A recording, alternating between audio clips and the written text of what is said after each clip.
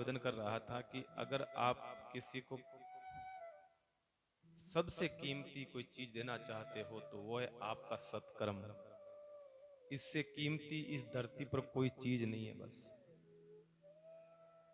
इसलिए मैं कहता हूं, निवेदन करना चाहता हूं कि अगर आप पितरों को खीर खिलाओ तो आपकी इच्छा भाई, लेकिन कम से कम सत्कर्म जो है, सत्संग सुन रहे हैं हम लोग, प्रयास करना कि महाराज वो सत्संग उस आत्मा को प्राप्त हो, वो आत्मा मुक्त हो और उस आत्मा को सत्संग प्राप्त हो बस।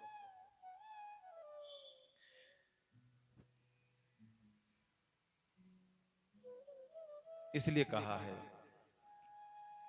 ये अनंत अनंत गुणा जो है, ये सत्संग जो है आदमी को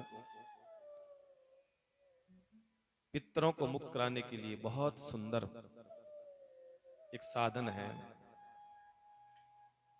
इसलिए आप देखते होंगे ज्यादातर कथाएं जो है पितृ पक्ष में ज्यादा होती है महाराज। बाकी अक्सर क्या है, चतुर्मास में करता हूं, चतुर्मास तो पहली बार कथा भागवत की पितृ पक्ष में कर रहा हूं, बाकी लगभग कथाएं पहले हो जाती। मैं सोच रहा था कि पितृ पक्ष में क्यों करना चाहते, अब मालूम चला कि महाराज बहुत ज्यादा पुण्य होता है, उससे बहुत बड़ा प्रभाव पड़ता है। इसलिए रामचंद्र जी बोल रहे हैं, राम जी पितृ पक्ष में करना कथा अपने। तो भागवत सप्ताह जो है आप सबको जानकारी में है, श्री राम जी महाराज साहब ने आप सबको बताया भी था कि इस कलयुग में भागवत एक ऐसा साधन है, हर व्यक्ति के, चाहे शरीरधारी हो या देहधारी नहीं हो, कोई भी हो, सबके लिए भागवत एक ऐसा साधन है जो आदमी की मुक्त कराने वाला है। इसलिए 5 तारीख से भागवत सप्ताह भी हम लोग सुनेंगे। कई कथाएं इस बार हमने, मीरा चरित्र हमने सुना, शिव पुराण हमने इस बार सुना, राम कथा हमने सुन रहे हैं, भागवत हम सुन लेंगे। अंत में वाणी जी का पाठ, अखंड वाणी जी का पाठ भी हम लोग यहाँ करेंगे, कभी हुआ नहीं आज तक। इसलिए हम सब की इच्छा है, रामचंद्र जी की भी इच्छा रही, तो हम चाहते हैं कि वाणी जी का अखंड पाठ जो चतुर्मास की समाप्ति पर होगा, इतने सारे ग्रंथ सुनाई दिया और कहीं सुनो भाई था, इतनी कथा में था ना सुनाई दी बतवा। फिर भी माने एक माता जी बेला रहे बैठा, पीछे बैठा बैठे, महाराज मारे तो कहीं सुन दो, गोपीचंद सुनना है महाराज, मारे मन में गोपीचंद सुनना चाहूंगा। देखो भगवान चाहेगा समय जैसा अनुकूल होगा वो देखे। पर मैं ये कहना चाहता हूं, इस पितृ पक्ष में हम जो भी सुने, हम प्रयास करें कि ये सब समर्पित कर दें हम अपने पूर्वजों। सबसे बड़ा दान है, सबसे, इससे बड़ा कोई दान नहीं बताया, इससे बड़ा कोई दान नहीं है, इससे बड़ा कोई पुण्य नहीं है बस जीवन में सब। इसलिए भगवान की कथा ही कथा है, बाकी संसार की सारी व्यथा है। अशांत मन को शांत करने का और कोई अन्यत्र कोई साधन नहीं है। नहीं कलि कर्म न भगति विवेक, राम नाम अवलंबन एक। इस कलिकाल में, इस भयावह इस समय के भीतर अगर कोई साधन है, सबसे बड़ा राम नाम अवलंब एक। भगवान के नाम का अवलंब ही एक साधन है इस भवसागर से पार होने का। अनन्य जितने भी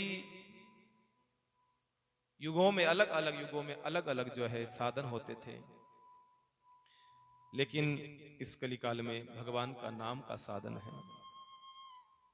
और वही भगवान की कथा हम लोग सुन रहे हैं, राम का चरित्र, और भगवान राम चित्रकूट में विराज रहे हैं। बड़ा सुंदर सुरम्य वातावरण है भगवान के वहां चित्रकूट का। और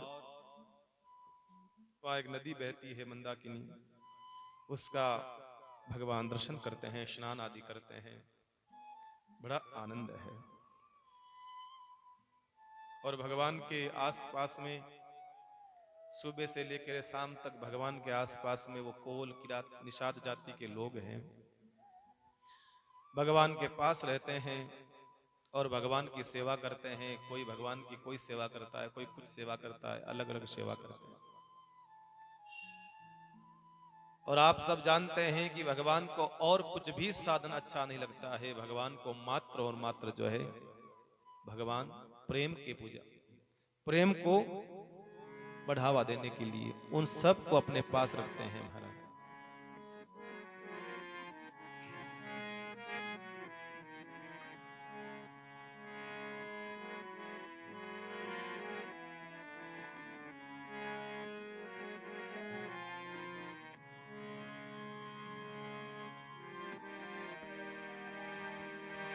राम ही केवल प्रेम प्यारा, जान ले कोई जान निहारा। राम ही केवल प्रेम प्यारा, राम बल प्रेम प्यारा, राम ही केवल प्रेम प्यारा। राम ही केवल प्रेम प्यारा, जान ले वह कोई जान निहारा। जान ले वे कोई जान निहारा, जान ले वह कोई जान निहारा। जान ले वे कोई जान निहारा। राम ही केवल प्रेम प्यारा, राम ही केवल प्रेम प्यारा, राम ही केवल प्रेम प्यारा। राम ही केवल प्रेम प्यारा, जान ले में कोई जान निहारा। जान ले वे कोई जान निहारा। श्री राम जय राम जय जय रामा। श्री राम जय राम जय जय रामा। श्री राम जय राम जय जय रामा। श्री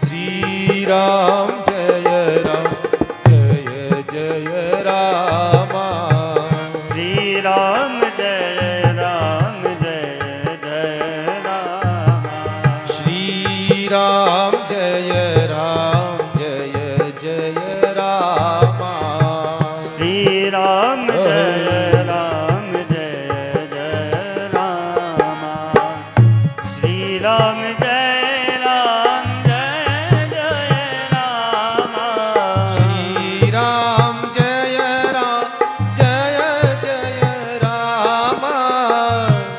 राम जय राम जय जय रामा। श्री राम जय राम जय जय रामा। श्री राम जय राम जय जय रामा। श्री राम जय राम जय जय रामा। श्री राम जय राम जय जय रामा। श्री राम जय राम जय जय रामा।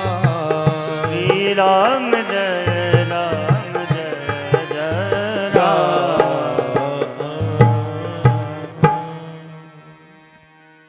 राम ही केवल प्रेम प्यारा, जान लेहूं कोई जान निहारा। अनंत अनंत वर्षों की साधना भगवान को जना नहीं सकती है, और वो कोल किरात लोग जाति के भगवान को जान गए, और भगवान के साथ में बैठना, भगवान के साथ में उठना, भगवान के साथ पूजा करना कुछ जानते ही नहीं थे। काटो मारो पकड़ो लूट लो, इन शब्दों को जानते थे और कुछ नहीं। तब किसी ने कहा, भले आदमी तुम तो लूटने का काम करते थे, आजकल तुम क्या कर रहे हो? ये जैसे ही वो फल भर करके दोने लेकर के आते, भगवान के पुष्प ला करके आते और कोई सामान लेकर के आते, तब उनसे किसी ने पूछा, तुमने लूटने का काम छोड़ दिया क्या? क्योंकि वो लुटेरे ही तो थे, जंगलों में रहते थे, लूटना, घसीटना, मारना, कूटना, यही काम था उन लोगों का। तो किसी ने कहा कि तुमने ये काम कब छोड़ दिया? कहा कि काम नहीं छोड़ा, आज भी करते हैं। कहा लूटते हो लोग? कहा लूटना का छोड़ा नहीं काम? कहा नहीं छोड़ा। कहा फिर? कहा कि काम थोड़ा बदल गया। क्या बदला? कहा लूटना पहले भी करते थे, लूटना आज भी करते हैं। पहले लोगों को लूटते थे, धन को लूटते थे। आजकल हमारे यहाँ पर भगवान राम आए हुए हैं, उनकी सेवा को आनंद लेते हैं, लूटते हैं, बस उनकी सेवा के आकर के बस उनकी सेवा का आनंद लेते हैं। और महाराज सत्संग होता है, सत्संग को लूटते हैं। बस परिवर्तन ये हुआ है, लूटना छोड़ा नहीं। ऐसे संत कहते हैं, राम नाम की लूट है, लूट सके तो लूट। राम नाम की लूट है, लूट सके तो लूट। अंत काल पछताएगा जब प्राण जाएगा छूट। अंत में जब तू पछताएगा, जब हाथ मलता रह जाएगा। इसलिए समय है, लूट लो। वो सब भगवान का नाम लूटते हैं, भगवान की सेवा लूटते हैं, भगवान का आनंद ले रहे हैं। और भगवान जो है यही देखता है, पदार्थ नहीं देखता, भगवान प्रेम देखता है, बस और कुछ नहीं। यहाँ भगवान राम जो है सबको आनंद दे रहे हैं। एक दिन भगवान जो है लता कुंज में, चित्रकूट में बैठे थे। बड़ा सुंदर बगीचा था, बहुत सुंदर सुरम्य वातावरण। और भगवान एक वृक्ष के नीचे बैठे थे, जिस वृक्ष के लता लिपटी हुई थी। भगवान वहां बैठे बैठे, भगवान को बैठे बैठे कुछ भाव मन में, एक विनोद सूझा। भगवान कहते हैं, जानकी जी, कहा प्रभु, ये देखो ये वृक्ष कितना भाग्यशाली है। कहा क्यों? कहा कि इसको देखो, लता का कितना प्रेम सहारा, एकदम स्नेह का एक डोरी, एक बंधन बंधा हुआ है। भगवान कहना चाहते हैं, सीता जी मैं तो वृक्ष हूं, और मुझे तुम्हारा कितना प्रेम का, स्नेह का ये बंधन मुझे प्राप्त हुआ है। मैं तो आनंदित हो गया हूं। इस जंगल में आकर के भी मैं आनंदित हूं। क्यों? क्योंकि तुम लता हो और तुम्हारा सहारा मेरे को मिला हुआ है, इसलिए हमारा ग्रस्त जीवन आराम से बीत जाएगा। भगवान ये कहना चाहते हैं कि मैं वृक्ष हूं और तुम लता हो। उसी समय सीता ने कहा, नहीं नहीं भगवान, ऐसा नहीं है। कहा फिर? कहा कि ये लता कितनी भाग्यशाली है कि इसको ऐसे मजबूत वृक्ष का सहारा मिला है। अगर इस लता को वृक्ष का सहारा नहीं मिलता तो महाराज जमीन पर कोई कुचल देता, उसको कोई पशु खा जाता, कीचड़ में चली जाती, खराब हो जाती, मर जाती। ये तो इस वृक्ष का भला हो कि इसको सहारा देके खड़ा करा है, इस लता को। तो लता भाग्यशाली है, ये बेल भाग्यशाली है, वृक्ष नहीं। भगवान का नहीं नहीं, वृक्ष भाग्यशाली है। सीता कहना चाहती है, मैं लता हूं और मेरे को आपका सहारा मिला तो आज मैं यहां हूं, बाकी मैं कहां होती। भगवान सीता को बढ़ाई देना चाहते हैं और सीता माता जो है भगवान को बढ़ाई देना चाहती है। दोनों में बात हो गई, अब ज्यादा बढ़ गई। भगवान कहते हैं नहीं, वृक्ष भाग्यशाली है। सीता कहती है नहीं, लता भाग्यशाली है। अब भाई कोई भी बात हो, दो में झगड़ा हो तो फिर एक तीसरा आदमी की जरूरत पड़ती है। अब तीसरा वहां कौन है फैसला करने वाला? तीसरा तो और कोई था नहीं। तो वहां पर महाराज जो है एकमात्र फैसला करने वाले लक्ष्मण जी महाराज थे। और लक्ष्मण जी क्या है? काल है। और आप सब जानते हो कि काल ही सबका फैसला करता है, चाहे कोई भी इंसान हो, चाहे कोई भी हो। यहां तक भगवान को भी फैसला उसी को करना पड़ता है, काल को। लक्ष्मण ने कहा, महाराज लक्ष्मण को बुलाया। भगवान ने कहा, लखन इधर आओ, एक समस्या हो गई। कहा बोलो क्या समस्या है? कहा कि तुम समाधान करो, तुम जज बनो हमारे दोनों के बीच में। कहा बोलो। कहा कि मैं कह रहा हूं ये वृक्ष भाग्यशाली है जिसको लता का स्नेह मिला है, और जानकी जी कह रही हैं कि ये लता भाग्यशाली है जिसको वृक्ष का सहारा मिला है। तुम ही बताओ ये भाग्यशाली दोनों में से कौन है? लक्ष्मण जी ने कहा, महाराज मुझसे पूछते हो तो फिर प्रश्न उत्तर सुनो। ना तो ये वृक्ष भाग्यशाली है और ना ये लता भाग्यशाली है। अरे ऐसे कैसे? कहा बिल्कुल। कहा कि दोनों ही भाग्यशाली नहीं, फिर कौन है? कहा भाग्यशाली तो इस वृक्ष और लता के छांव में जो बैठता है लक्ष्मण, वो भाग्यशाली है बस, और तीसरा कोई है? भाग्यशाली तो मैं हूं, आप दोनों की छत्र छाया में बैठा आनंद ले रहा हूं। ये बात भी सही है। छोटा बच्चा होता है वो मस्त रहता है, उसको थोड़ी पता है कि मेरे बाप पर कितना कर्जा है, मेरा बाप किस हालात में मेरा पालन पोषण कर रहा है। वो तो माता पिता की छत्र छाया में बालक आनंद से जीता है। शाम को क्या होगा कोई मतलब नहीं, कल क्या होगा कोई मतलब नहीं, बाप जाने मां जाने। भाग्यशाली है वो, उसको बचपन मिला है, माँ बाप के छत्र छाया मिली है, तो भाग्यशाली तो लक्ष्मण है जो मेरे माँ बाप की छाया में बैठा हूं। महाराज मैं भाग्यशाली हूं। और काल किसी का फैसला करता है तो कभी कभी गलत नहीं कर सकता साहब। काल ने जिसका भी फैसला करा है महाराज, और अपन सबका फैसला, अपन जितने लोग बैठे हैं सबका फैसला काल ही करता है महाराज। आप सबको पता है, कोई भी बात होती है ऊंची नीची तो हम क्या कहते हैं? वाह वाह, रहने दे, समय बताएगा, समय बताएगा। ये समय क्या है? ये काल है, और काल ही फैसला करता है व्यक्ति के जीवन का महाराज। हम यही कहते हैं, घमंड मत कर भाई, घमंड मत कर। समय एक जैसा नहीं रहता है। हम क्या फैसला करें, समय फैसला कर देगा। ये समय ही काल है, और वही महाराज फैसला करता है, चाहे कोई भी कोई भी। इसलिए मैं कहता हूं, मैं अक्सर कहता हूं, मैं बार बार कहता हूं और कहता रहता हूं कि अगर आपके पास समय अच्छा है, समय आपका है, उस समय में जितना हो सकता है अच्छा काम कर लीजिएगा। लौट करके नहीं आता है समय, ध्यान रखना इस बात का बंधु। लौट करके समय कभी नहीं आता है। इसलिए भगवान ने आपको समय दिया है, अच्छा समय दिया है, तो उस अच्छे समय में अच्छा काम करना ही समझदारी है। अच्छा काम करना, नहीं तो समय वापस जब जाएगा तो वो कह करके नहीं जाएगा, चला जाएगा, चला जाएगा। तो वो चित्रकूट की भूमि है, और जहां पर भगवान आनंद के साथ रह रहे हैं। और चित्रकूट वही चित्रकूट कहते हैं कि संत महात्मा कहते हैं, पूज्य राजेंद्र दास जी महाराज कथा में कहा करते हैं, कोई भी बड़ी समस्या हो आपके जीवन का, कोई घटना घट गई हो, कोई केस लड़ रहे हो, या कोई और कोई जगह जगह आपका काम नहीं बन रहा है, तो एक बार जाकर के चित्रकूट जाके परिक्रमा जरूर लगा करके आओ, समस्या का समाधान कर देता है। आपकी बड़ी से बड़ी समस्या जो होती है, चित्रकूट जाओ, उसका समाधान हो जाता है महाराज। चित्रकूट में कृपा हो जाती है। कहते हैं कि वनवास काल में पांडव भी चित्रकूट पर पधारे थे। पांडव भी, पांचों पांडव वहां साधना करी है, पांचों पांडव वहां भजन करा है, वहां जाकर के साधना करी है। दर दर भटक रहे थे, वहां जाकर कुछ समय वहां विराजते हैं महाराज। शोक संतप्त जीवन को वहां जाकर के आनंदमय जीवन बिताते हैं। इसी प्रकार से जब से भगवान आए हैं, चित्रकूट रघुनंदन छाए। भगवान आए नहीं, चित्रकूट रघुनंदन आए नहीं, चित्रकूट रघुनंदन छाए।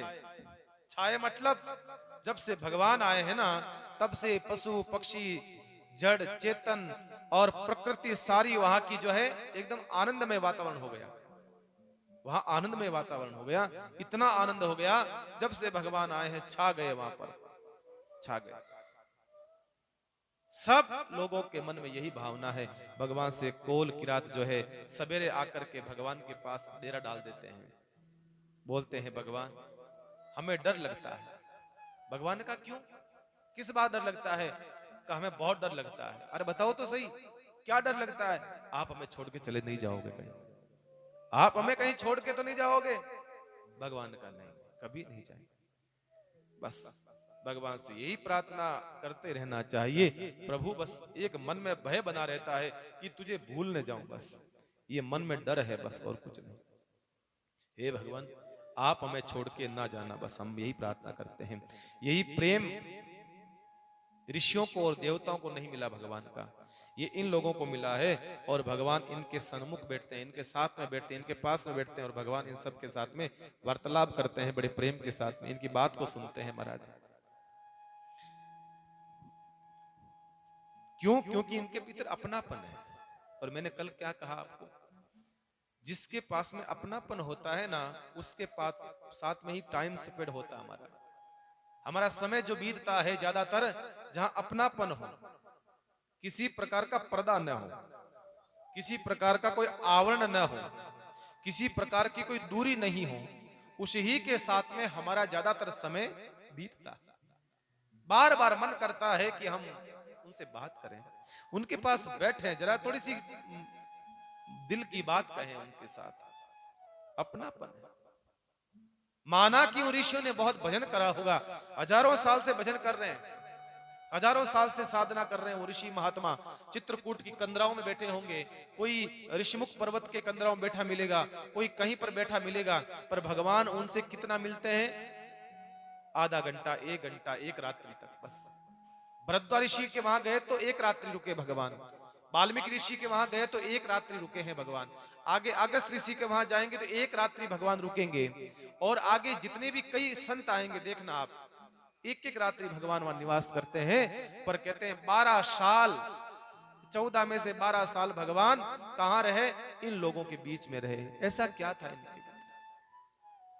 बस और कुछ नहीं था, कुछ था ही तो नहीं, यही तो बड़ी बात है, यही तो बड़ी बात है। कुछ था ही नहीं इनके पास, कुछ नहीं था, न ज्ञान था, न भक्ति था, न कर्म था, न वैराग्य था, न जोग था, न सिद्धि थी, न प्रसिद्धि थी, कुछ भी नहीं था। इसलिए भगवान इनके साथ में रहे बस, और कुछ नहीं। भगवान कहता है तुम खाली हो जाओ। ये साधना का, ये कर्म का, ये सिद्धि का ये पर्दा बीच में आ जाता है। ये मुझे नहीं चाहिए, मुझे किसी प्रकार का आवरण नहीं चाहिए, मुझे ना ही पर्दा चाहिए, कुछ नहीं चाहिए। बस भगवान ये कहना चाहते हैं मैं उसके साथ में रहना पसंद करता हूं। और भगवान दूरी नहीं रखते हुए साथ में बैठते हैं, भगवान के साथ में वो फल खाते हैं, वहां भगवान इनके पास बैठ के फल खाते हैं, भगवान इनके साथ बैठ के पूजा करते हैं, भगवान इनके साथ में बैठ करके आनंद लेते हैं, प्रकृति का आनंद लेते हैं। जैसे कृष्ण के पास सुदामा आए तो कृष्ण ने ये नहीं देखा कि मैं द्वारिका का राजा हूं, मेरा ऊंचा स्थान होना चाहिए, ये स्नान नहीं करा है, ऐसा कुछ नहीं है। भगवान ने उठाया उस सुदामा को, बिठा दिया अपने सिंहासन पर, तू बैठ। कहा रे तू द्वारिकाधीश का नहीं, प्रेम में पर्दा नहीं है, प्रेम में आवरण नहीं है किसी प्रकार का, तू और मैं एक है दोनों, भगवान ने बिठा देते। ये होता है प्रेम। इसलिए वहां पर सेवक और स्वामी का भाव नहीं होता है। जहां प्रेम होता है वहां सेवक और स्वामी का भाव ही नहीं होता है। भगवान नीचे बैठे और सुदामा को ऊपर बिठाया, सुदामा को ऊपर बिठाया। तो कृष्ण के पास सुदामा आया तो उन्होंने प्रेम का भाव ऐसे हमने दर्शन करा है भगवान का। और आज भगवान के पास कोल भील किरात जाति के लोग बैठे हैं तो वही प्रेम भगवान उनके साथ में बिता रहे हैं, वही भाव भगवान का उनके साथ में है। जैसे शाम का समय होता है भगवान सबको कहते हैं भैया अब अपने अपने घर जाओ, बहुत मुश्किल से जाते हैं। कहा प्रभु आप चिंता मत करना, कोई हिंसक जानवर आपके पास नहीं आएगा, आप निश्चिंत होकर के रहिएगा। शाम का समय होता है, सबको भगवान जबरदस्ती घर भेजते हैं कि भैया आप घर जाओ, विश्राम करो, अब घर जाओ। कोई जाना ही नहीं चाहता। कहा नहीं नहीं प्रभु हम आपकी सेवा में। कहा नहीं अब जाओ। झोपड़ी बना रखी है भगवान के लिए, एक लक्ष्मण लाल के लिए 2 झोपड़ी है। और कहते हैं जैसे ही माँ जानकी जी शाम के समय आरती पूजा के लिए दीपक लगाती है और आरती करना शुरू करती है, उसी समय भगवान को शाम का समय होते ही अयोध्या की याद आ जाती है। जानकी ने कहा क्या हुआ, आज आपकी आंखें नम, कहा, मुझे मेरे भाई भरत की याद आ रही है। जब मैं यहाँ आया था उस समय मैं अपने भाई से मिलकर के नहीं आया था। राम कहते हैं, जानकी जी मुझे मेरे पिता की याद आती है। रोता हुआ छोड़ करके आया हूं अपने पिता को। मैं कैसा अभागा बेटा हूं। चार चार बेटे होते हुए भी एक बाप की आंख में आंसू होना दुर्भाग्य की बात है जानकी जी, दुर्भाग्य की बात। अरे बाप की वृद्ध अवस्था होती है तो बेटा कहीं पर भी हो लौट करके आता है, पिताजी चिंता मत करना, मैं आपकी सेवा करूंगा। संस्कारी बेटे झगड़ा करते, नहीं पिताजी मैं सेवा करूंगा आपकी। वो कहता मैं सेवा करूंगा आपकी, मेरे पास रहना, मैं सेवा करूंगा आपकी। जानकी जी कितने दुर्भाग्यशाली हम चारों भाई हैं। बाप तो है हमारे पास, पर आज हमारे रोते हुए बुढ़े बाप के आंसू पहुंचने वाला एक भी बेटा उनके पास में नहीं, इसलिए मुझे पिताजी की याद आ रही है। रोता हुआ छोड़ करके आया हूं। मुझे भरत की याद आ रही है। मैं भरत की अनुपस्थिति में मैं छोड़ करके आया हूं। वो अपने ननियाल गया हुआ था और जब लौट के भरत आएगा, कहीं जानकी ऐसा न हो जाए कि भरत को मालूम चले कि भगवान वनवास चले गए, कहीं ऐसा न हो हम 4 की जगह 3 ही भाई बचे और भरत का प्राण चला जाए। क्योंकि भरत की जो भक्ति है, भरत का जो प्रेम है, उसको मैं जानता हूं, अच्छी तरह से जानता हूं। भरत का मेरे प्रति कितना प्रेम है, कितना प्रेम है। अपनी माओं को छोड़ करके आया मैं, और सबसे बड़ी बात है कि मैं लोगों के साथ धोखा करके आया हूं। रात्रि के समय लोग सो रहे थे, पूरी अयोध्या के लोग सो रहे थे, मेरे लिए उन्होंने घर बार छोड़ा, मेरे लिए परिवार छोड़ा, समाज छोड़ा, सब कुछ त्याग करा अपना, और वो मेरे लिए आए और मैं इनको रोता हुआ और सोता हुआ छोड़ करके आया। मुझे दुख होता है इस बात का। भगवान कहना चाहते हैं, जानकी जी मुझे अयोध्या की याद आती है। देखिए भगवान मनुष्य लीला कर रहे हैं, यहाँ पर एक मानवीय लीला है। भगवान बहुत याद करते हैं, बहुत मिस करते हैं अपने गांव को, अयोध्या को, बार बार करते हैं। कई जगह अयोध्या, भगवान के वनवास काल में कई जगह ऐसा प्रसंग आता है, भगवान को याद आती है अपनी अयोध्या की। इधर जो है काफी दिन बीत गए, भगवान को यहाँ आया हुआ काफी समय, 5-6 दिन हो गए लगभग। अब भगवान को निषाद राज जो साथ में था भगवान के, भगवान ने कहा निषाद अब अपने वापस स्थान पर जाओ, अपने नगर की ओर जाओ, आप हमारे साथ कब तक चलोगे, वापस जाओ। निषाद ने बहुत प्रयास करा भगवान के साथ चलने के लिए, लेकिन कहते हैं निषाद को भगवान ने जबरदस्ती भेजा कि नहीं नहीं जाओ, वापस लौट करके जाओ। और इधर जो है निषाद राज वापस लौट करके आता है। अब यहां से कथा पूरी जो है एकदम टर्न लेती है, बिल्कुल मुड़ जाती है कथा वापस। भगवान राम चित्रकूट विराज गए। अब अयोध्या में क्या हो रहा है हम वहां चलते हैं। अब तुलसी जो है दोनों साथ साथ में प्रसंग को लेकर के चल रहे हैं। चित्रकूट का दर्शन कराया, अब हमें वापस लौट करके टर्न करके वापस लेकर के जाते हैं अयोध्या।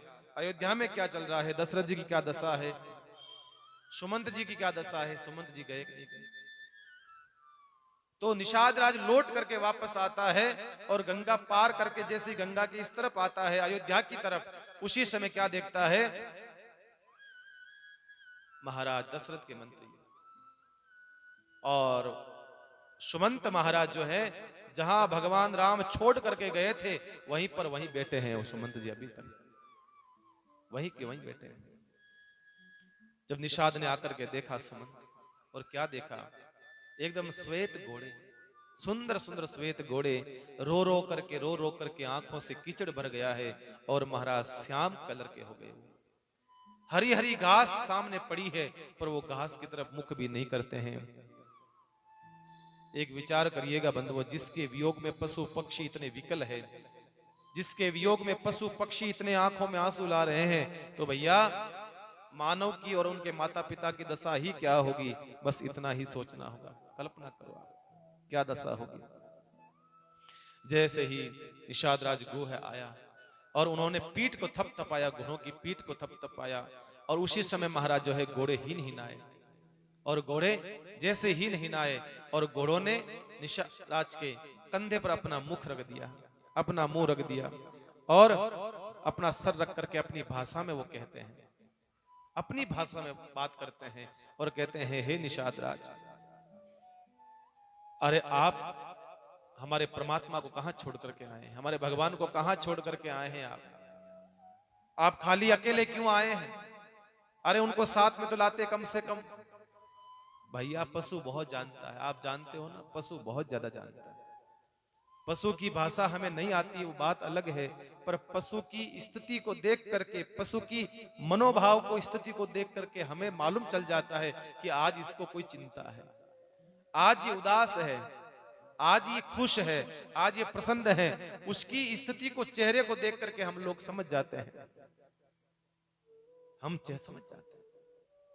और वफादारी में सबसे ज्यादा अगर कोई होता है, पशु ही होता है, बहुत वफादार होता है आदमी। फिर भी आपको कहीं ना कहीं अपने स्वार्थवश आपको धोखा दे सकता है किसी समय काल परिस्थिति में, लेकिन पशु जो होता है सब कभी धोखा नहीं देता है, कभी धोखा नहीं देता।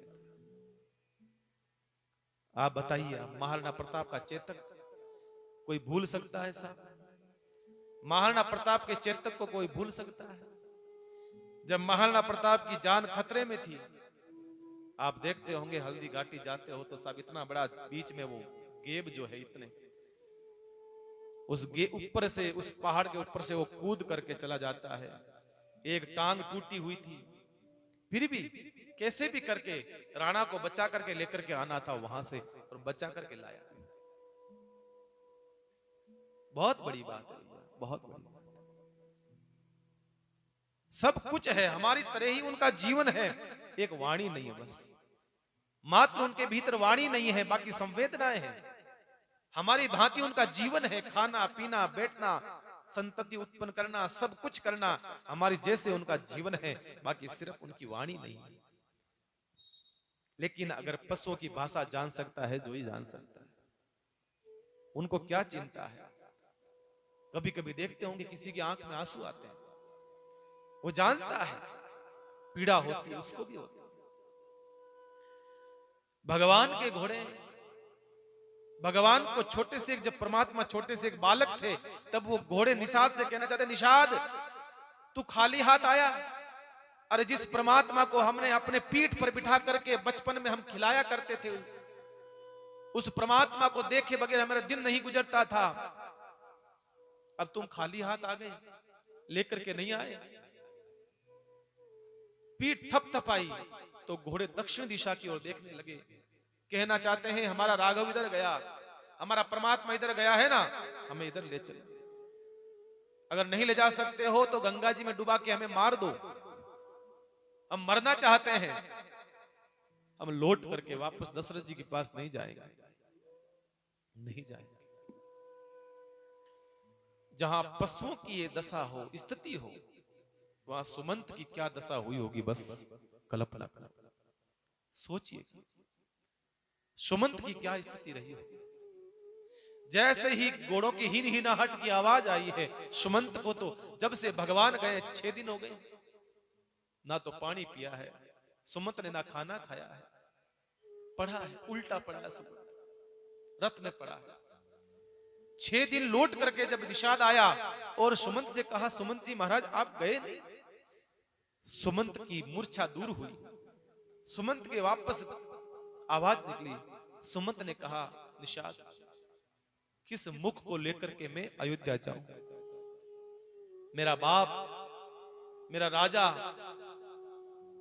मेरा धर्मात्मा, मेरा भगवान दशरथ मुझे पूछेगा, बता मेरे राम कहां है, मेरी सीता कहां है, मेरे लक्ष्मण कहां है, मैं क्या जवाब दूंगा?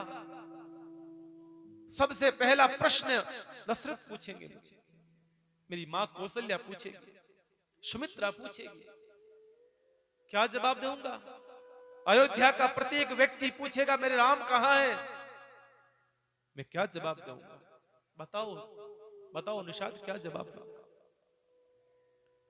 निषाद, मुझे दशरथ जी ने जाते जाते ये बात कही थी, कहा देख सुमंत, मैंने जिंदगी में तुझे जितने काम भुलाए हैं ना, मैंने आज तक जो काम तुझे सौंपा है सब काम तूने आज तक करे हैं, प्रत्येक काम करा है। अब मेरे जीवन में आगे तुम काम तेरे से हो तुम करना, नहीं तो मत करना, लेकिन अंतिम काम मैं तुम्हें सौंप रहा हूं, तू राम को लेकर के आ जा। राम नहीं आवे तो लक्ष्मण को लाना, लक्ष्मण नहीं आवे तो सीता को लाना, पर तीनों में से एक को लाएगा तो मेरे प्राण रह जाएंगे, 14 साल तक टिक जाएंगे। तीनों में से एक को तो लेके आ जाना। मैं बहुत अभागा हूं, बहुत अभागा हूं निषाद, मैं तीनों में से एक को भी नहीं ला पाया और मैं वापस जाने की तैयारी। राम राम श्री लखन पुकारी, परम धरणी तल व्याकुल भारी। हे राम राम राम कह करके जमीन पर गिर जाते हैं सुमंत जी। पुनः उठाया जाता है, नहीं तृण चरहि न पिए ही जलू, मोच लोचन बार। घोड़ों की दशा, भगवान राम जब से गंगा तट के उस पार गए हैं केवट को छोड़ करके, तब से कहते हैं ना तो घोड़ों ने पानी पिया है, ना ही घास पिया है, और ना ही घोड़े नीचे बैठे हैं। जर जर जर जर गंगा जमुना उनकी आंखों से बह रही है, रो रहे हैं, कीचड़ भर गया है आंखों में, और एकदम श्वेत रंग के घोड़े श्याम हो गए हैं। ऐसी दशा भगवान के विरह में उनकी ऐसी दशा हुई है। व्याकुल भय निषाद सब रघुबर बाजी निहारी। घोड़ों की दशा देख करके निषाद राज व्याकुल हो गया, कहा कि कैसे जाएंगे ये लोग, इनकी दशा यह है कि घोड़े चल नहीं सकते, चलने का सामर्थ्य नहीं है। निषाद ने बहुत प्रयास करा। निषाद ने कहा सुमंत जी आपके सहारे ही दशरथ जी महाराज बैठे हैं, इंतजार कर रहे हैं आपका कि सुमंत आएगा, मुझे वापस आकर के कुछ सूचना देगा, और आप यहां बैठे हो, जाओ जाओ जाना पड़ेगा। सुमंत जी महाराज ने कहा मेरे से रथ नहीं चलता है, मैं नहीं जा सकता हूं। लगा कि रथ चलाने में असमर्थ हैं। उस समय कहते हैं कि कुछ अपने व्यक्ति को निषाद राज ने साथ में भेजा है और कहा जाकर के उनको छोड़ करके आओ। भयौ निषाद विषाद बस देखत सचिव तुरंग, बोली सुसेवक चारि तब दिए सारथी संग। तब कहते हैं 4 उत्तम सेवक सारथी बना करके भेजे हैं कि जाओ इनको छोड़ करके आओ, अयोध्या की सीमा तक छोड़ करके आओ, इनसे रथ चलने वाला नहीं, तुम छोड़ करके आओ, जाओ। और कहते हैं उस समय महाराज निषाद राज ने उनको साथ में भेजा और वो साथ में जाने लगे। घोड़े हिनाते हैं, जाना नहीं चाहते हैं। घोड़े कहना चाहते हैं हमें कहां भेज रहे हो, हम जाना ही नहीं चाहते, हमें तुम जबरदस्ती भेज रहे हो, हम नहीं जाना चाहते हैं। लेकिन फिर भी कहते हैं घोड़ों की लगाम को खींचा है और उनको ले जाने लगे हैं। बाबा तुलसी कहते हैं कि इनकी दशा का वर्णन कौन कर सकता है भैया, जहां पशु और पक्षी भी भगवान के विरह में इतने इतने व्याकुल है, वहां पर दशरथ जी महाराज की तो दशा ही क्या होगी, इसका वर्णन तो भैया कौन कर सकता है, कौन कर सकता है। असंभव है। जहां पर सुमंत जी महाराज की दशा ऐसी देख करके निषाद राज के मन में बड़ा विषाद हुआ, क्या होगा। और कहा है महाराज यहां जैसे ही तमसा का तट आता है, तमसा का किनारा आता है, यहां पर इन्होंने छोड़ दिया और छोड़ करके वापस सुमंत को लगाम दे दी है। सुमंत जी अब आपकी अयोध्या आने वाली है, हमने तमसा तट पर आपको छोड़ दिया है, अब आप यहां से आगे की यात्रा करें। और महाराज यहां से भगवान के परम सेवक सुमंत जी महाराज रथ की लगाम को लेते हैं और रथ को चलाते हैं, लेकिन रथ चलता नहीं है। आज सुमंत की दशा बताई है, यहां कैसी दशा है। जिस प्रकार से किसी मणिधारी सर्प की मणि को छीन लेते हैं और किस पर छटपटाता है, वो दशा बताई है। जिस प्रकार से किसी ने ब्राह्मण का अपमान कर दिया हो और फिर उसको मालूम चला हो कि मैंने अपमान कर दिया है, ये दशा सुमंत जी महाराज की है। इतना चेहरा उतरा हुआ है, बिल्कुल उतरा हुआ, इतनी दशा खराब हो रखी है। ऐसे करते करते कहते हैं अवध प्रवेश कीन अंधियारे, पेठ भवन रथु सा राखी द्वारे। सुमंत जी ने विचार करा है कि मैं शाम के समय जाऊं तो कम से कम लोग पूछने वाले तो मुझे नहीं मिलेंगे, नहीं तो दिन को जाऊंगा तो लोग पूछेंगे कहां है राम, कहां है लक्ष्मण, कहां है जानकी, पूछेंगे, प्रश्न करेंगे, मैं क्या जवाब दूंगा? सोच रहे हैं कि जब सूर्य अस्त होने की तैयारी होगा, अंधेरा होगा, तो चुपके से मैं चला जाऊंगा और जाकर के दशरथ जी महाराज को सारी बात बता दूंगा। अवध प्रवेश कीन अंधियारे, पेठ भवन रथु राखी दुआरे। इस स्थिति में डर लगता है, भय लगता है कि लोगों को क्या जवाब दूंगा, लोग मुझे घेर लेंगे। इधर महाराज ऐसे पहुंचे हैं, इधर भगवान के पिता दशरथ जी महाराज की क्या दशा है। भगवान जब से गए हैं, कौशल्या से कहते हैं, कौशल्या भगवान का कोई संदेश आया? कौशल्यन का नहीं प्रभु, अभी तक तो नहीं आया, अभी तक तो नहीं आया, कोई संदेश नहीं। कहा कोई संदेश नहीं। कौशल्या, ये प्राण तब तक ही टिके हैं जब तक संदेश नहीं आ जाए। अगर संदेश नहीं, जो संदेश मिलना चाहिए वो नहीं मिला, तो ये प्राण चले जाएंगे। मानो ये भाव दशरथ जी के हैं इस प्रकार के। ये बड़ा सुंदर एक गीत है, होगा कहीं से मुझे तो प्राप्त हुआ, मुझे अच्छा लगा। तो ऐसी ही स्थिति में दशरथ जी जी रहे हैं, मानो का ना तो कोई संदेश है, ना ही कोई वापस कोई आकर के बताया है। चिट्ठी न कोई संदेश, जाने वो कौन सा देश, इस दिल पे लगा के ठेस, कहाँ तुम चले गए, कहाँ तुम चले गए। चिट्ठी न कोई संदेश, जाने वो कौन सा देश, जहां तुम चले गए।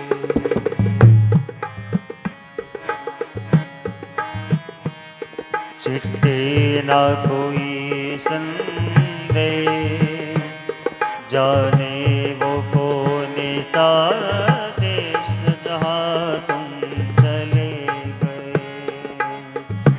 ओ जहाँ तुम चले गए। इस दिल पे लगा के ठेस, जाने वो कौन सा देश, जहाँ तुम चले गए, जहाँ तुम चले गए। इस दिल पे लगाते थे, जाने कौन सा देश, जहाँ तुम चले गए। चिट्ठी न कोई संदेश, जाने वो कौन सा देश, जहाँ तुम चले गए, हो जहाँ तुम चले गए।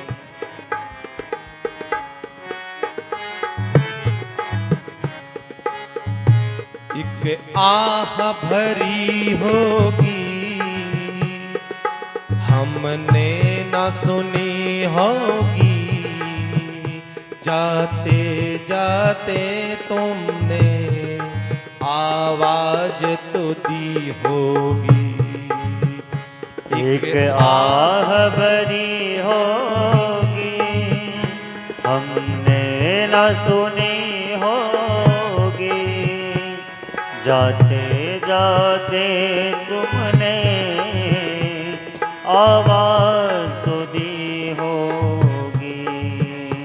हर वक्त यही है गम, उस वक्त कहाँ थे हम, हर वक्त यही है गम, उस वक्त कहाँ थे हम, कहाँ तुम चले गए हो, कहाँ तुम चले गए। चिट्ठी न कोई संदेश, जाने वो कौन सा देश, जहाँ तुम चले, जहाँ तुम चले गए। चिट्ठी न कोई संदेश, जाने वो कौन सा देश, जहाँ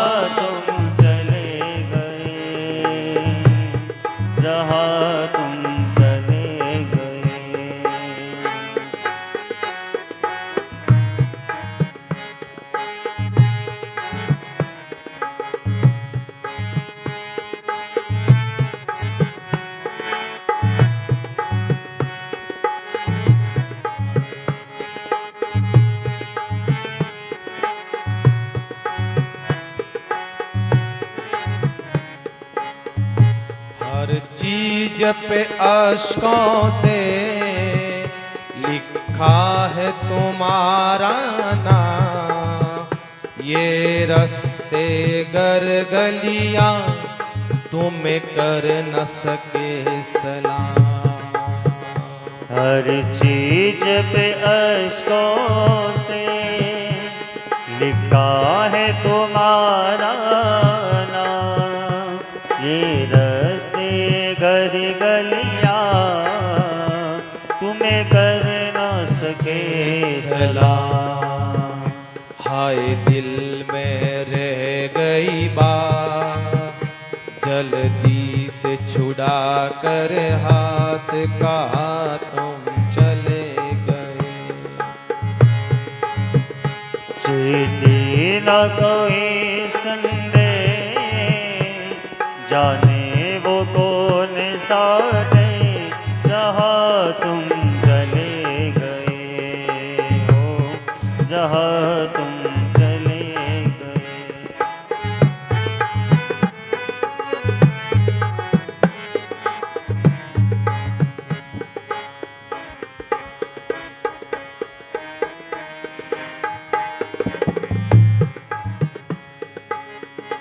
अब यादों के कांटे इस दिल में चुभते हैं, ना दर्द ठहरता है ना आंसू रुकते हैं। अब यादों के कांटे इस दिल में चुभते हैं, ना दर्द ठहरता है ना आंसू रुकते हैं। ना यादों के कांटे इस दिल में चुभते हैं, ना दर्द ठहरता है ना आंसू रुकते हैं। तुम्हें यादों के कांटे इस दिल में चुभते हैं, ना दर्द ठहरता है ना आंसू रुकते हैं। तुम्हें ढूंढ रहा है प्यार, हम कैसे करें इकरार, कहाँ तुम चले गए, कहाँ तुम चले गए। चिट्ठी न कोई संदेश, जाने वो कौन सा देश, जहाँ तुम चले गए।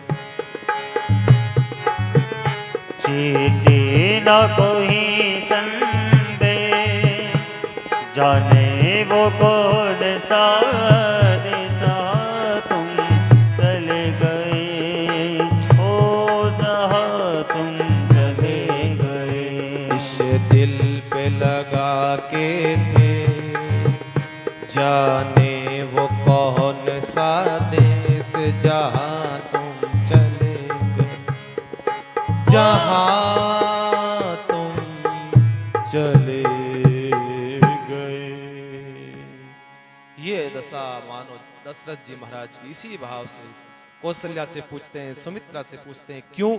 क्योंकि जब से भगवान वनवास गए हैं उसी दिन दशरथ जी ने सबसे कहा दिया, कहा मुझे केकई के भवन से ले चलो जल्दी से, मैं इस केकई का मुंह नहीं देखना चाहता। मरते मरते अगर मुझे केकई का मुख देखना पड़ा तो समझना कि मेरी अधोगति होगी, मैं नरक में जगह नहीं मिलेगी। इसलिए इस केकई के महल से मुझे लेकर के चल पड़ो। और केकई को सौगंध दिला दी दशरथ जी महाराज ने कि जब मैं मरूं, अंतिम समय मेरा आए, नजदीक आए, उस समय केकई को मेरे सामने मत रखना। अगर मैंने केकई को देख लिया तो मेरी गति नहीं होगी। सबको कह दिया। इसलिए दशरथ जी महाराज को जब भगवान राम पधार जाते हैं वनवास, उसी दिन उसी समय सेवकों से कहा और सीधा कहा, मुझे कौशल्या के महल में ले चले, मैं अभागा इस केकई के यहां रहूंगा तो मेरी दशा ये हो जाएगी।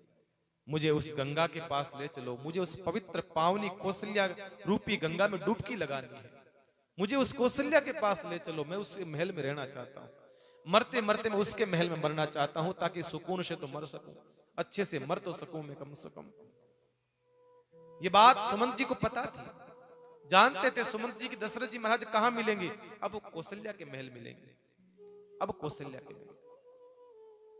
क्योंकि पहले जब भी काम पड़ा केकई के महल में राम दशरथ जी मिलते थे, अब जो है कहा कि वो वहां मिलेंगे। और कहते हैं जैसे शाम का समय हुआ और उसी समय रथ को धीरे धीरे उनकी टाप कहीं आवाज ना आए, रथ की टाप की आवाज किसी को आएगी तो लोग भाग भाग करके आएंगे, पूछेंगे राम कहाँ है, राम कहाँ है, लक्ष्मण कहाँ है, सीता कहाँ है, मैं सबको क्या जवाब दूंगा। इस रथ को धीरे धीरे हाँक करके हाँकते राजमहल के बाहर लाए। शाम का समय था, सब लोग अपने अपने घरों में बैठे थे, पूरे गांव में एक भी दीपक नहीं है, पूरे गांव में कोई रोशनी नहीं है, सारा गांव सुनसान है, इस दशा में है। यहां महाराज बाबा तुलसी कहते हैं कि जैसे मालूम चला है सबको कि यहां सबको नींद किसको आती है, खाना किसने खाया, कौन सोता है, कहते हैं उसी समय एक दासी आई है, दासी ने देखा है कि सुमंत महाराज आए हैं, उनका रथ आया है, भागी भागी गई है कौशल्या के महल में, कहा महारानी साहिबा सुमंत जी आए हैं, सुमंत दासिन दीक सचिव बिकलाही, कौशल्या ग्रह गई लवाही, जाय सुमंत्र दीख कस राजा, अमित रहित जनु चंद बिराजा। जैसे ही जाकर कहा महाराज सुमंत जी आए हैं, और उसी समय दशरथ जी महाराज को चेतना आ गई, दशरथ जी महाराज को चेतना आई। दशरथ जी महाराज ने कहा क्या सुमंत आया, कहा हाँ महाराज सुमंत आया है। दशरथ जी महाराज ने कहा मुझे सुमंत से जल्दी मिलाओ, जल्दी सुमंत से मुझे मिलना है, मैं सुमंत से मिलना चाहता हूं, जल्दी मुझे सुमंत के पास ले चलो। कहते हैं उसी समय सुमंत जी महाराज आए और देखा दशरथ जी महाराज पड़े, मुकुट कहीं पड़ा है दशरथ जी महाराज का, उनका पीतांबर कहीं पड़ा है दशरथ जी महाराज का। ऐसी दशा में दशरथ जी महाराज को जो सुमंत ने देखा है, और सुमंत जी महाराज ने प्रणाम करा है, सुमंत जी महाराज ने दशरथ जी को, दशरथ जी ने गले लगा लिया सुमंत को, सुमंत आओ, क्या संदेश लाए हो, राम का संदेश जल्दी सुनाओ, नहीं तो मैं मर जाऊंगा, जल्दी संदेश सुनाओ। भूप सुमंत लीन उर लाई, बूढ़त कछु आधार जनु पाए।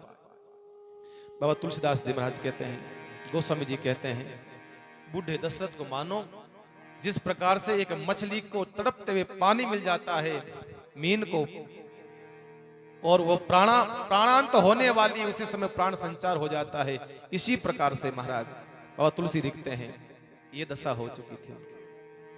राम का सूचना आई है, मानो पत्र आया है, ये सोच करके वापस प्राण वापस आए, और उसी समय जो है राम कुशल कहूं सखा सनेही, कह रघुनाथ लखन बेदेहि, राम कुशल कहूं सखा सनेहि, कह रघुनाथ लखन बेदेहि, आन फेरी की बनहि सिधाय, सुनित सचिव लोचन जल छाय, श्री राम जय राम,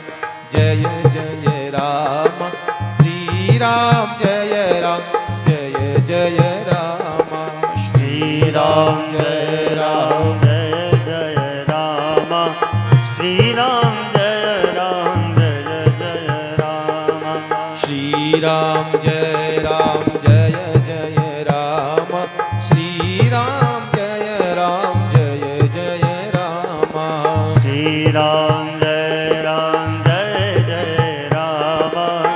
श्री राम जय राम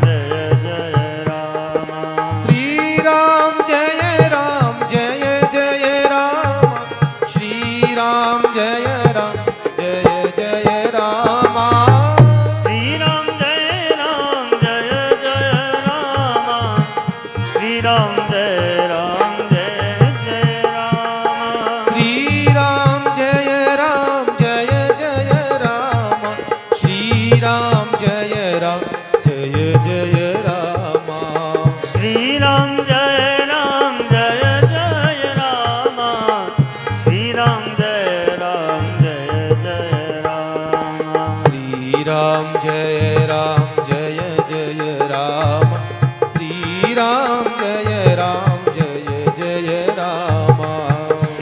राम जय राम जय जय राम श्री राम जय राम जय जय राम श्री राम जय जय राम श्री राम जय जय राम। तुरंत उनको पकड़ लेते हैं सुमन जी महाराज को। दशरथ जी तुरंत पूछते हैं, कहो कहो राम कहाँ है, राम कहाँ है, जल्दी से लाओ, राम को दिखाओ, जल्दी से दिखाओ। सुमन जी महाराज कुछ बोलते नहीं हैं, सुमन जी चुपचाप मौन हैं। सुमन जी महाराज कहते हैं, सच्ची वे धीर धरी कहूं मृदुबानी, महाराज तुम पंडित ज्ञानी। महाराज आप पंडित हैं, आप ज्ञानी हैं, आप समझदार हैं, धैर्य रखिएगा महाराज, क्योंकि आपके ऊपर ही सारी अयोध्या टिकी हुई है और आप टूट जाओगे तो अयोध्या पूरी बिखर जाएगी। इसलिए प्रार्थना है शांति रखिए महाराज, मैं बताता हूं। क्या बताओ, जल्दी बताओ, राम कहाँ है। तो राम की कहानी सुनाने लगे। जैसे जैसे राम कथा सुनाने लगे वैसे वैसे दशरथ जी शांत होते गए। क्या कहा, महाराज जन्म मरण सब दुख सुख भोगा, हानि लाभ प्रिय सिलम वियोगा। आपने तो महाराज जन्म मरण सुख दुख हानि लाभ प्यारों का मिलना बिछुड़ना ये सब है स्वामी काल और कर्म के अधीन होता है, रात और दिन की तरह होता है, हमारे हाथ में नहीं है। इसलिए महाराज प्रथम बास तमसा भयं, आपने मुझे कहा सुमंत तुम छोड़ वापस लेकर के आना, तो महाराज मैं बताता हूं भगवान राम की कहानी, कथा सुना रहे हैं। शांत हो गए, बैठ गए, सुमंत के सामने बैठे हैं, आंगन में बैठे हैं, क्योंकि पलंग पर बैठे थे नीचे गिर गए, फिर वापस बैठे। सुमंत के सामने बैठे हैं, सुमंत से सामने कहानी सुन रहे राम की और मन में शांति होती जा रही। सुमंत ने कहा, महाराज प्रथम रात्रि तमसा तट पर भगवान पधारे हैं। अच्छा फिर क्या हुआ? कहा वहां पर भगवान रात्रि को कहा विश्राम करेंगे। सब लोगों ने वहीं विश्राम किया। रात्रि को अर्धरात्रि को भगवान ने कहा सुमंत जी जल्दी चलो यहां से। क्यों? कहा कि सबको तकलीफ होगी, मेरे साथ चलेंगे तो वनवास मेरे को हुआ, दुख सबको देखना पड़ेगा, इसलिए तुम जल्दी चलो। उसी समय आंख में आंसू आ गए। सुमंत देख तो सही मेरा राम कितना दयालु है, मेरा राम किसी को दुख नहीं देना चाहता है। अपने बाप को दुख नहीं दिया, अपने बाप उसी पहले मतलब दशरथ जी कहना चाहते हैं कि मेरे सामने तक राम नहीं बोला, कितना मर्यादा पुरुषोत्तम है, कितना मर्यादा पुरुषोत्तम है। जब भगवान के राम वनवास की जब कहानी हुई थी और उस समय भगवान परमिशन लेने के लिए आए, परमिशन लेने के लिए आए दशरथ जी महाराज से। दशरथ ने कहा राम ये तुम्हारी माँ कैकेयी जो है मेरे से गलत काम करवा रही है, अब एक काम कर, मैं तुम्हें एक आदेश देता हूं, तू राजा है, तू राजा है, अब मैं राजा नहीं हूं, तू राजा है अयोध्या का, और तू मुझे जेल में डाल दे, तू राजा है, पर ऐसा काम न करवा मेरे से। यही बात कह रहे हैं दशरथ जी महाराज, कह रहे हैं सुमंत इतना दयालु है राम, किसी को तकलीफ देना नहीं चाहता है। उसके बाद क्या हुआ, सुमंत आगे कथा सुनाओ। फिर कहा केवट कीन बहुत सेवकाही, सो जामिनी शिंगररी गवाई। महाराज उसके बाद में मुझे कहा गंगा तट आते ही कहा सुमंत जी अब आप यहां से विदा हो जाइए। वहां पर एक केवट, एक निषाद राज, श्रृंगवेरपुर का राजा निषाद राज उनको मिला और मित्र था, बहुत अच्छा आदमी था, बहुत बढ़िया आदमी था। उसकी मित्रता हुई और सवेरा होते ही उन्होंने निषाद से कहा कि मुझे वटवृक्ष का दूध चाहिए, मुझे जटा बनानी है, इसलिए वटवृक्ष का दूध लाया जाए। और भगवान ने दशरथ जी महाराज अपने कोमल कोमल सुंदर सुंदर रेशमी बालों को जटा बांधने के लिए जब वो दूध मंगाया और उनकी जब जटा बनाई, मेरी आंखों में आंसू आ गए। उसी समय कौशल्या रो पड़ी, सुमंत क्या कह रहे हो? जिस राम की जटा को मैंने एक एक बाल को मैं इस प्रकार संवारती थी, सजाती थी, उस इतने सुंदर बालों की जटा बना रहा है राम। हाँ मां, राम इसी स्थिति में जी रहा है, वहां पर इसी स्थिति में जी रहा है। राम सखा तब नाव मंगाही, प्रिया चढ़ाई चले रघुराई। महाराज उसके बाद में भगवान राम ने नौका मंगाई, केवट को बुलाया और केवट को बुला करके फिर कहा कि हमें गंगा के उस पार लगाना है। और वहां पर केवट बड़ा भोला भाला भक्त था, बहुत भगवान का रसीला बातें करी है और फिर भगवान वहां से उस पार चले गए हैं। उसके बाद भगवान कहाँ गए कहाँ नहीं गए मुझे कोई जानकारी नहीं है, ना ही मुझे कोई पता है, मुझे कोई जानकारी नहीं है। जाते जाते ये जरूर कह गए हैं कि भगवान ने कहा है पिता को बस ये कह देना कि हम बहुत जल्दी 14 साल में वापस लौट करके आ रहे हैं, बहुत जल्दी समय बीत जाएगा हमारा, हम लौट करके आएंगे, आप चिंता न करो, ये कही है बस। लखन बान उधरी धरे बनाही, आप उधरे चलो आए सुपाई। और भगवान, मैंने सीता जी से निवेदन किया, आपने जो बात बताई मुझे सीता जी को मैंने कहा कि आप चलो, कभी आप अपने पिता के घर रहना, कभी आप ससुराल रहना, कभी आप अपने पीहर रहना, कम से कम आप चलोगे तो दशरथ जी महाराज को प्राण टिक जाएंगे, कम से कम आपके ही सहारे से। पर सीता जी ने हाथ जोड़ करके निवेदन किया है पिताश्री को मेरा प्रणाम कहना और क्षमा मांग लेना मेरी ओर से, मैं अपने पति के साथ ही रहना चाहूंगी। लक्ष्मण जी महाराज ने कुछ शब्द कहे थे जो आपको कहने योग्य नहीं है, भगवान राम ने मना कर दिया है, अपनी सौगंध बार बार दिला करके कहा है सुमंत जी जो लक्ष्मण ने जो शब्द कहे हैं आपको मेरी सौगंध है आप नहीं कहोगे, इसलिए महाराज लक्ष्मण ने जो भी कहा है मैं आपको वो नहीं कहूंगा। फिर अंत में लक्ष्मण जी ने क्षमा मांगी है, बस वो मैं आपसे कहना चाहता हूं। इस प्रकार से कहते हैं दशरथ जी महाराज को जो सूचना दी आकर के सारी घटना की स्थिति की, और उसी समय वापस महाराज समझ गए ना तो राम आया है ना लक्ष्मण आया है ना सीता आई है, और तुरंत जो है वापस महाराज वो मूर्छित होकर के गिर पड़े, विलाप करने लगे, हा राम हा लक्ष्मण, हा राम हा लक्ष्मण, हा सीते, विलाप करने लगे। और दशा उनकी स्थिति खराब होती गई, और उसी समय समझ गई कौशल्या माँ कि अब महाराज के जो है प्राण रहने वाले नहीं है। उसी समय दशरथ जी महाराज एक बात कहते हैं शाम का समय हो चुका था, रात्रिकालीन समय हो चुका था, रात्रि का समय हो चुका था। ये बात करते करते करते रात्रि की 12 बज गई थी। उसी समय उन्होंने कहा तापस अंध साप सुति पाही, कौशल्या ही सब कथा सुनाही। उसी समय दशरथ जी महाराज ने जो है कौशल्या के सामने जो है वो कथा सुनाने लगे। कौन सी? वो कथा जो श्रापित थे दशरथ जी महाराज, अंधों के श्राप से श्रापित थे, वो सारी कहानी जो है कौशल्या के सामने दशरथ जी महाराज सुनाने लगे। दशरथ जी कहना चाहते हैं कौशल्या इसमें किसी का अपराध नहीं है, अपने अपने कर्मों का ही फल है और किसी का अपराध नहीं है महाराज। उन्होंने वो कहानी सुनाई है। एक भजन लेकर के हम आगे कथा विश्राम करेंगे, आज 5-10 मिनट ज्यादा हो जाती है तो बात लगे, प्रसंग को समेटना जरूरी है। तो वो प्रसंग सुनाया, कौन सा? श्रवण कुमार। कहा मुझे वो दिख रहे हैं, वो देख कौशल्या, वो देख वो अंधा वो अंधी मुझे दिख रहे हैं, अंधा अंधी दिख रहे हैं। कहा कहां दिख रहे हैं? कहा वो देख वो आकाश में दिख रहे हैं, मुझे वो कह रहे हैं दशरथ तूने हमारे साथ ऐसा किया है तो तेरे को भी ऐसा ही भुगतना पड़ेगा महाराज। वो दशरथ श्रवण कुमार की वो बात बता रहे हैं, पूरी कहानी बता रहे हैं। जो श्रवण कुमार मात पिता परमात्मा पति सेवा गुरु ज्ञान, इनसे हिण मिले चालिए वो नर चतुर सुजान। श्रवण कुमार की कहानी, वो महाराज माता पिता का लाडला पुत्र श्रवण कुमार।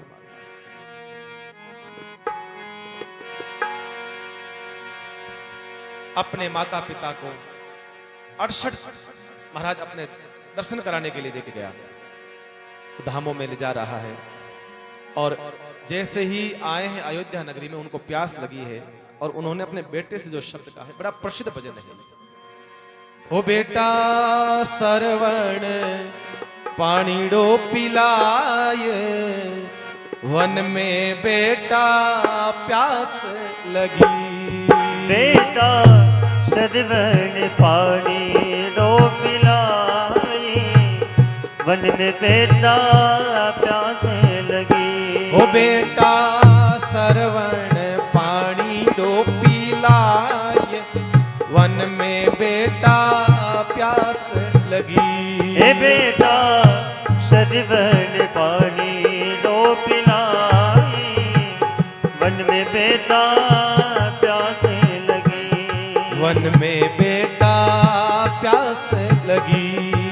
वन में बेटा प्यास लगी। अरे आल लीला बास कटाया, कावड़ लीन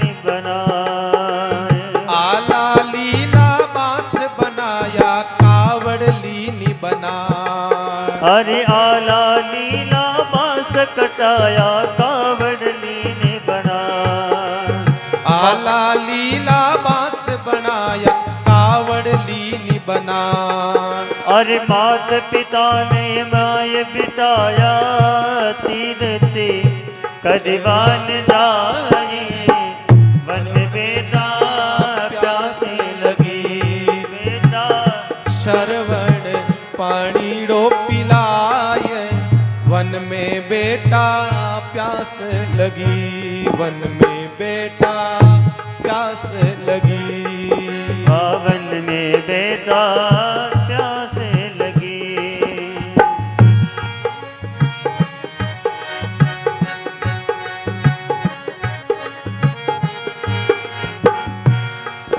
अरे ना कोई है कुआ बावड़ी ना कोई समद तला। ना कोई है कुआ बावड़ी ना कोई समंद तला। अरे ना कोई है कुआ बावड़ी ना कोई समद तलावे। ना कोई है कुआ बावड़ी ना कोई समंद तला। अरे तब सरवन ने मन में सोची कहाँ चले पाऊ मार माई। वन में बेटा प्यास लगी ए बेटा सरवन पानी लो पिलाए। वन में बेटा प्यास लगी। वन में बेटा प्यास लगी। वन में बेटा प्यास लगी। कावड़ तैयार करी है माँ बाप को। बांस की कावड़ बनाई है मजबूत। लेकर के चला है। जैसे ही अयोध्या में आया है माँ बाप ने कहा बेटा पानी पीना है। तो कहा माँ ना तो यहाँ बावड़ी है ना तालाब है ना कुआं है। कहाँ से लाऊं मैं पानी? कहाँ से लाऊं? कहा कहीं से ला बेटा मुझे पानी पीना है बस। उसी समय माँ बाप ने क्या कहा एक काम करो वहां जाओ। लगता है कोई आवाज आ रही है पक्षियों की। लगता है कोई नदी है यहाँ जाओ। और क्या कहा महाराज? अरे ऊंचा नीचा कदम के ऊपर बुगला उड़ उड़ जाए। ऊंचा नीचा कदम के ऊपर बुगला उड़ उड़ जाए। अरे ऊंचा नीचा कदम के ऊपर बुगला उड़ उड़ जाए। ऊंचा नीचा कदम के ऊपर बुगला उड़ उड़ जाए। अरे तब सरवन ने मन में सोची अब चले पाहु मारे माई। वन में बेटा प्यास लगी ए लाला सरवन पानी लो पिलाई। वन में बेटा प्यास लगी। बेटा प्यास लगी।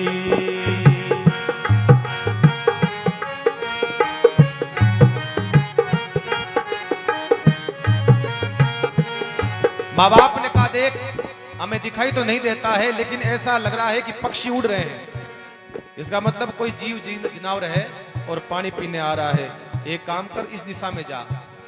तो कहा श्रवण ने बिल्कुल अभी जा रहा हूं। और उसी समय पात्र लेकर के श्रवण चला है। और क्या लिखा है? अरे ले जारी अब सरवन चालो गयो सरवर रे पास। ले जारी अब श्रवण चालो गयो सरवर रे मान। हो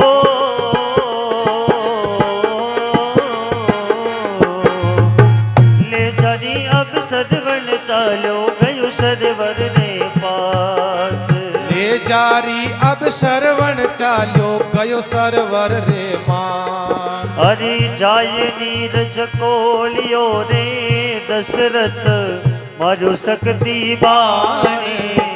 वन में बेटा प्यास लगी ए लाला सरवन पानी लो पिलाई। वन में बेटा प्यास लगी। में बेटा प्यास लगी।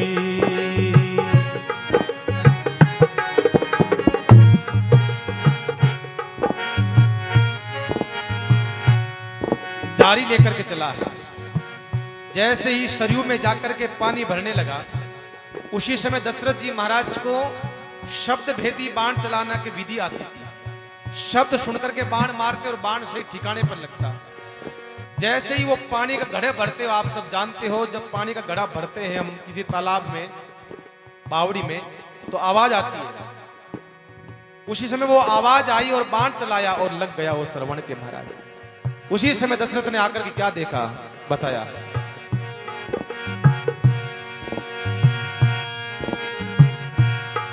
अरे दशरथ वहां से चालियो रे आयो शरवद रे पास। दशरथ वहां से चालियो रे आयो सरवण रे पास। अरे दशरथ वहां से चालियो रे आयो शरवद रे पास।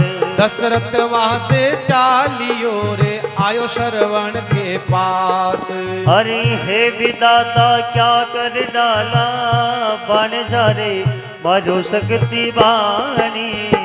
वन बेटा प्यास लगी ए लाला सरवण पानी लो पिलाए। वन में बेटा प्यास लगी।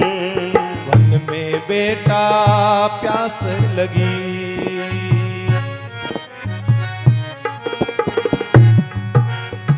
दशरथ जी महाराज ने आकर के क्या देखा, ओ हो ये तो मेरा भांजा है। श्रवण के बाण लगा। दशरथ जी महाराज को बड़ी पीड़ा हुई, बड़ा दुख हुआ दशरथ जी महाराज को। और दशरथ जी महाराज को श्रवण क्या कह रहा है महाराज, मरते मरते आहा। अरे मर तो सरवणी बोलियो रे सुन मामा मरी बात। मर तो श्रवण बोलियो रे सुन मामा मारी बात। अरे मर तो सरवणी बोलियो रे सुन मामा मरी बात। मर तो श्रवण बोलियो रे सुन मामा मारी बात। अरे अंधा है मारा मात पिताजी वाने पानी रो पिलाए। वन में बेटा प्यासे लगी ए लाला सरवन पानी रो पिलाए। वन में बेटा प्यासे लगी।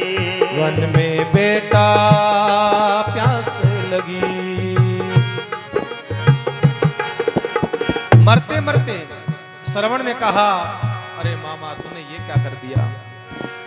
कोई बात नहीं, जो भाग्य में लिखा है वो होगा, लेकिन मेरे अंधे माँ बाप हैं। मैं नहीं चाहता हूं उनकी मृत्यु प्यास से हो।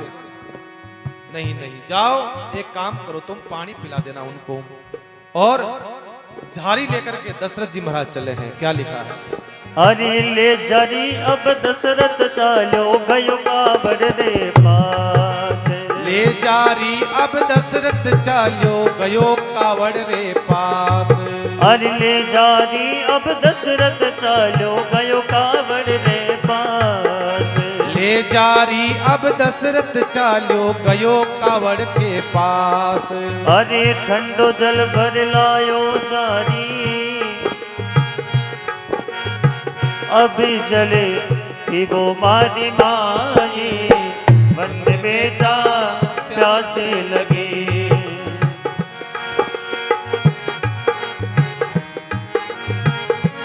बेटा सरवन पानी रो पिलाए। वन में बेटा प्यास लगी। अरे प्यास लगी रे लाला प्यास लगी रे। प्यास लगी लाला प्यास लगी। बेटा सरवन पानी रो पिलाए। वन में बेटा प्यास लगी।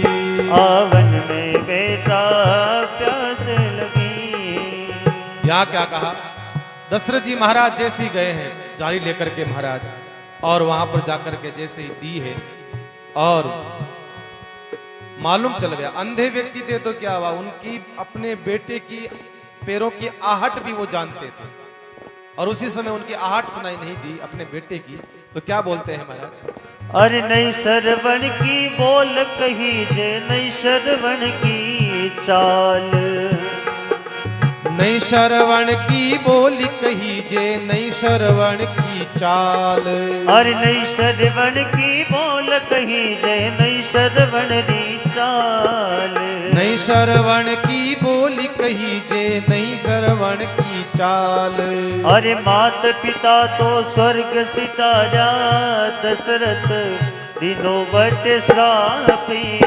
वन बेटा प्यासे लगी लाला श्रवण पानी रो पिलाए।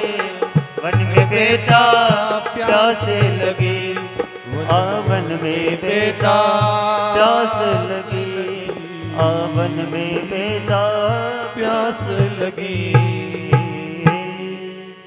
महाराज दशरथ जी महाराज ने कहा कि वो देख अंधे जो है ना दंपति मुझे श्राप दे रहे हैं और लगता है अब राम बुलावा भेजिया, अब जाने का समय आ गया है। कौशल्या बस मैं यही कहना चाहता हूं कि राम जब वापस लौट करके आए उनको राजा बना देना, और जब प्रणाम करे दोनों राम और सीता तुम्हारे सामने तो मेरी ओर से उनके माथे पर हाथ रख देना। लगता है अब प्राण टिकने वाले नहीं है। हार रघुनंदन प्राण प्रीति, वो श्राप मुझे याद आ रहा है इसलिए मैं जा रहा हूं। हार रघुनंदन प्राण प्रीति तुम बिन जियत बहुत दिन बीते। इस प्रकार से भगवान से प्रार्थना करते हुए महाराज राम राम कही राम कही राम राम कही राम। तनु परि हरि रघुबर बिरे राव गए सुरधाम।